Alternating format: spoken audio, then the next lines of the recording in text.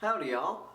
So Watcher Azazel did a video about objective morality, and that reminded me that I really wanted to do a video about objective morality, but I kept forgetting to do it. Because there are a few things that I wanted to say about objective morality, and more specifically about the use of logic in moral thinking. Because essentially, I don't really believe in objective morality. And I don't really believe that logic has necessarily anything to do with deciding what is right and what is wrong. I think the philosopher David Hume said it best when he said that it is not contrary to reason that I prefer the destruction of the world to the scratching of my finger. Meaning that if he had the choice between scratching his finger, something that's something of a nuisance, or destroying the entire world, if he were to say, yeah, I don't want to go through that scratching my finger nonsense, I'll just destroy the entire world to avoid it. That would not, in and of itself, be an illogical position to take. And a lot of people misinterpret this saying by Hume. A lot of people think that what he's saying is that there's no significant difference between scratching your finger and destroying the world. That's not what he's saying. I'm sure Hume believed that there was a significant moral difference between scratching your finger and destroying the world. It's just that logic is not what decides that difference. Now, of course, we do use logic when we think about morality, but what we use it for is not establishing the very foundations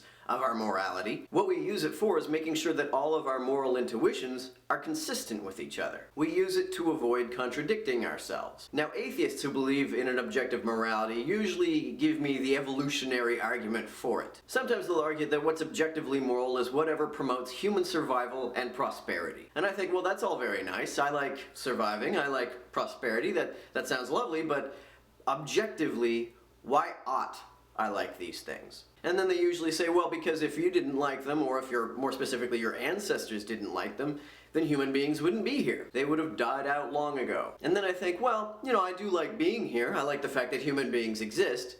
But, again, objectively, why ought I be concerned with human existence and survival? And at this point, some people do get stumped, but then you have the objectivists. And the objectivists say, well, if you were to judge your own survival to be a bad thing, that would be logically contradictory. Because essentially what you'd be doing is using a faculty of judgment to decide that that very faculty of judgment should not exist. And that would be a logical contradiction. And yeah, that may very well be the case, but then, objectively, why ought I be concerned with logical contradictions? Now, of course, I do use logic when it comes to moral thinking. I do like my moral positions to be logically consistent, and I dislike moral positions that are contradictory. But it seems to me as though my preference for logical consistency is really subjective. The reason why I like logical consistency is because it is aesthetically pleasing to me. The reason why I dislike moral positions that are contradictory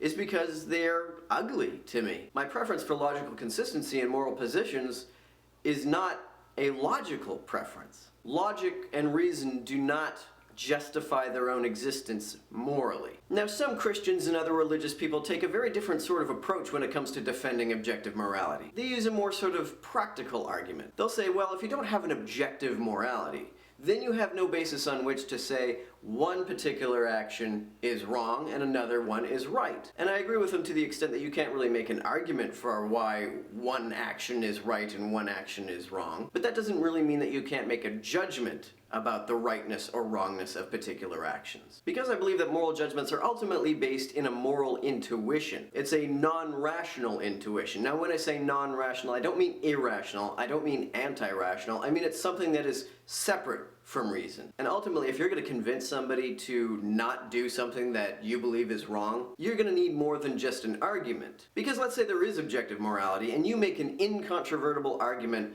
that a particular action is wrong. Is that necessarily going to get that person to not do that action? No. Ultimately, you are also going to have to get that person to feel that it is wrong. That person is going to have to feel guilt or shame at doing that wrong action to get them to avoid it. Another argument that theists use in favor of objective morality is that God created the universe and he laid down certain rules, therefore they are objective. And let's say there is a God, and let's say he did create the universe, and let's say he did lay down certain rules.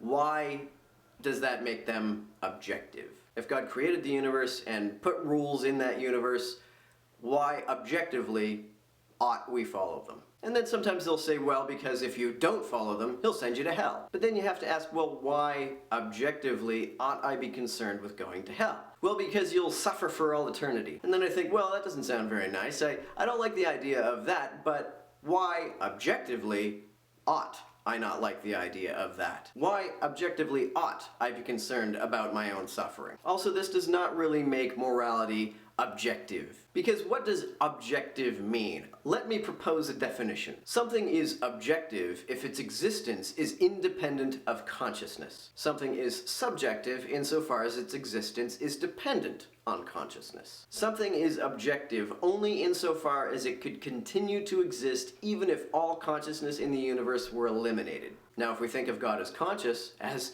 most definitions of God do, then morality that comes from that consciousness, according to the definition that I've set out, is subjective. Howdy, y'all. Oh.